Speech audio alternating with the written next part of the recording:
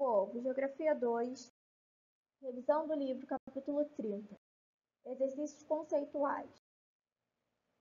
Interprete a charge apresentada a partir do que se esperava do movimento denominado como Primavera Árabe para os países do Oriente Médio. A Primavera Árabe foi um movimento por democracia contra ditaduras em países árabes no norte da África e no Oriente Médio a partir de 2010. Houve a queda dos regimes autoritários em países como Tunísia, onde ocorreu a adoção da democracia pluripartidária. Mesmo assim, o quadro é de instabilidade política em países como o Iêmen, a Líbia e o Egito. Observe a imagem a seguir. A África ela vem passando por transformações profundas ocorridas a partir do século XX, após o processo de descolonização e a criação dos Estados-nações. Considerando as transformações e os problemas que ocorrem ou ocorreram no continente africano, explique o que foi o apartheid e que teve lugar na África do Brasil. O apartheid foi um regime segregacionista controlado pela minoria branca descendente de alemães, holandeses e britânicos que se estabeleceram na África, principalmente na África do Sul. Com os processos de industrialização, o investimento de capital estrangeiro intensificou os processos de isolamento entre brancos e negros. Havia a superexploração do trabalho e a criação dos territórios isolados de grupos étnicos. Nelson Mandela, Steve Biko e Desmond Tutu foram líderes sul-africanos que comandaram as lutas contra o apartheid.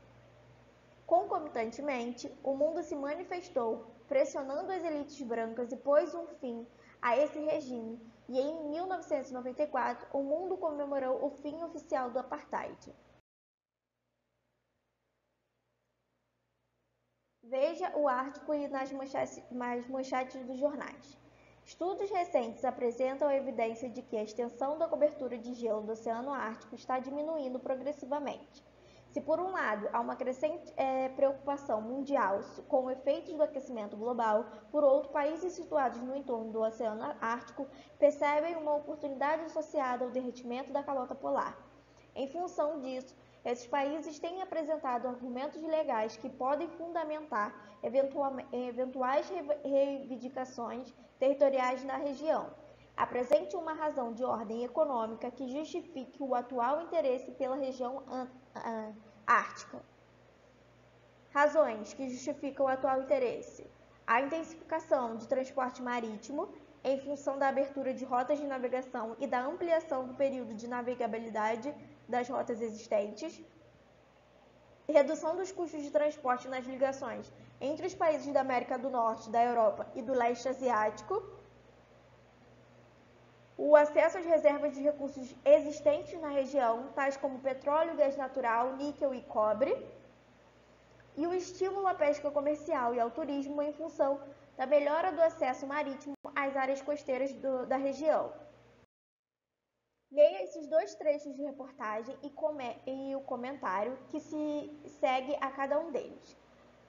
Número de refugiados é o maior em 5 anos, segundo o relatório do órgão da ONU, são 9,9 milhões, 14% a mais que em 2005. Entre os primeiros países quanto à cifra de refugiados internacionais, encontra-se o Sudão, com 686 mil. Acrescenta-se a esse dado 1,3 milhão de indivíduos que se deslocaram internamente no país. Os sudaneses seguem-se imediatamente em ordem decrescente os somalis e os congoleses. Em Uanda já há 1,6 milhão de refugiados internos. Trecho 2. Alterações climáticas contribuem para os conflitos em Darfur, diz estudo. Segundo a ONU, a raiz da guerra está na seca que varreu o país nos anos de 1980.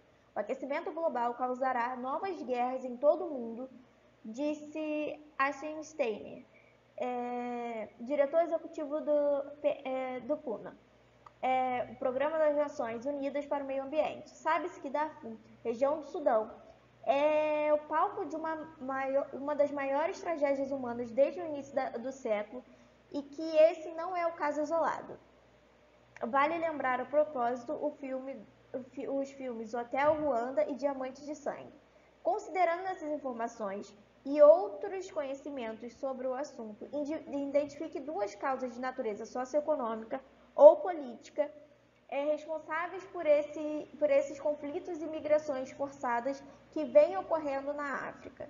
Os conflitos étnicos e a herança colonial, eles geram forte estabilidade política que afasta os investimentos externos e favorece condições de subdesenvolvimento. A pobreza somada aos conflitos e aos problemas impulsionam o deslocamento populacional em direção a outras regiões em busca de melhores condições de vida ou mesmo de sobrevivência.